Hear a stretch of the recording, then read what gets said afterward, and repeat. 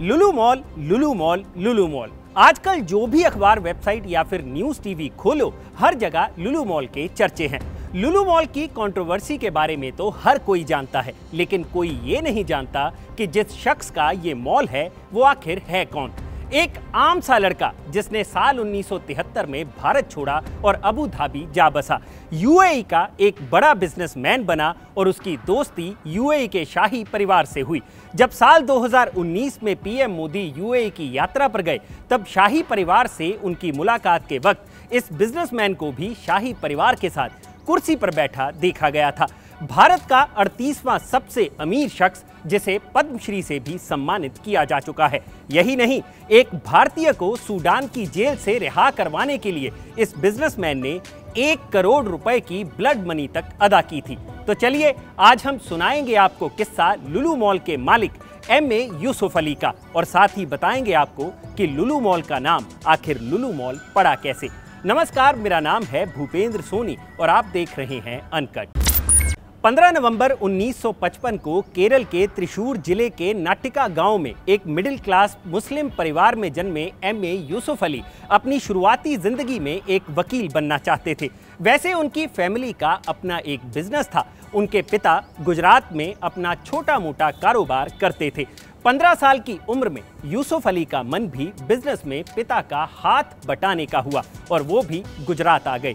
वहीं पर उन्होंने बिजनेस एडमिनिस्ट्रेशन का डिप्लोमा किया और साल 1973 आते आते यूसुफ की उम्र 18 साल हो चुकी थी और अपने सपनों को पूरा करने के लिए वो यूएई चले गए, जहां अबू धाबी में उनके चाचा एक छोटी किराने की दुकान चलाते थे।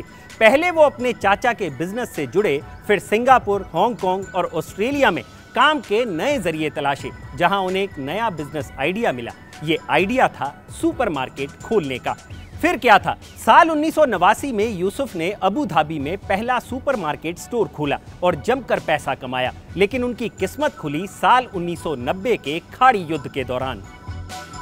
उस दौरान ज्यादातर भारतीय यूएई छोड़कर भारत लौट रहे थे, लेकिन यूसुफ अली ने ऐसे मुश्किल हालातों में भी यूएई में ही रहकर अपना कारोबार बढ़ाने का फैसला लिया और उनके इसी फैसले ने यूएई के शेख जायद को उनका मुरीद बना दिया। फोर्ब्स में छपे एक इंटरव्यू में अली बताते हैं कि शेख ने जब उनसे पूछा कि जब सब लोग देश छोड़कर भाग रहे हैं तो आप यहाँ क्यों रुकना चाहते हैं, तब अली ने जवाब दिया कि समस्याओं से भागना उन्हें मंजूर नहीं। कहा जाता है कि उनकी इसी बात ने शेख को उनका मुरीद कर दिया और वो यूएई के शाही परिवार के काफी खास बन गए। यही कारण है कि जब साल 2019 में प्रधानमंत्री नरेंद्र मोदी शाही परिवार से मिले तो यूसुफ अली भी उस मुलाकात का हिस्सा बने। अब बात करते हैं उनके अरबों के कारोबार की। यूसुफ अली ने लुलु ग्रुप की शुरुआत की साल 1995 में, लेकिन उन्होंने अपनी कंपनी का नाम लुलु क्यों रखा? असल में लुलु शब्द का अरबी भाषा में मतलब होता है मोती। क्योंकि यूसुफ का टारगेट कस्टमर अरब देशी थे, तो ऐसे में उन्होंने लुलु नाम को अपनी कंपनी के नाम के साथ जोड़ लिया। खैर, 1995 के बाद साल 2000 में लुलु ग्रुप इंटरनेशनल की स्थापना की गई और इस तरह उनका बिजनेस विदेशों में भी फैलने लगा। लुलु ग्रुप के 42 देशों में 250 से ज्यादा स्टोर्स और मॉल्स हैं। इस ग्रुप में 60,000 के करीब कर्मचारी काम करते हैं और इस ग्रुप की सालाना कमाई 64,000 करोड़ रुपए के आसपास है। भारत में इस ग्रुप ने अपना पहला मॉल कोच्चि में साल 2013 में खोला था। इसके बाद तिरुवनंतपुरम और बेंगलुरु में 2 और मॉल खोले गए और हाल ही में लखनऊ में 2000 करोड़ की लागत से चौथा लुलु मॉल खोला गया था, जो विवादों में फंस गया। बात करें परिवार की तो यूसुफ अली के परिवार में अपनी पत्नी के अलावा 3 बेटियां हैं, शबीना, शफीना और शिफा, और अपने तीनों दामादों के सहारे ही वो अपना कारोबार आगे बढ़ा रहे हैं। रही बात उनकी खुद की संपत्ति की, तो वो 37,000 करोड़ के मालिक हैं और भारत के 38वें सबसे अमीर शख्स हैं।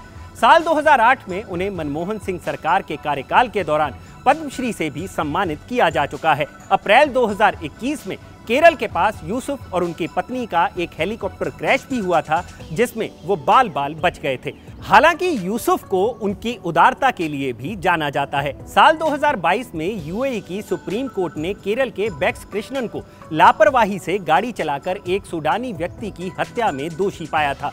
तब से ही कृष्णन का परिवार उसकी रिहाई की कोशिश कर रहा था, लेकिन जब 2021 में उसके परिवार ने यूसुफ से इस बारे में मदद मांगी तो यूसुफ ने 1 करोड़ रुपए की ब्लड मनी चुकाकर बेक्स कृष्णन को इस केस से छुड़वाया था। असल में कई देशों में ये नियम है कि अगर किसी से कोई गलती हुई है तो वो पीड़ित परिवार को मुआवजा देकर खुद को रिहा करवा सकता है। इसे ही ब्लड मनी कहा जाता है।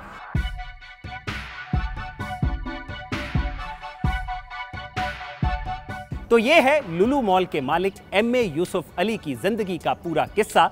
और अगर आपको ये वीडियो पसंद आया हो तो इसे लाइक और शेयर जरूर करें और जानकारी से भरे ऐसे ही और वीडियोस देखने के लिए सब्सक्राइब करें हमारा चैनल अनकट।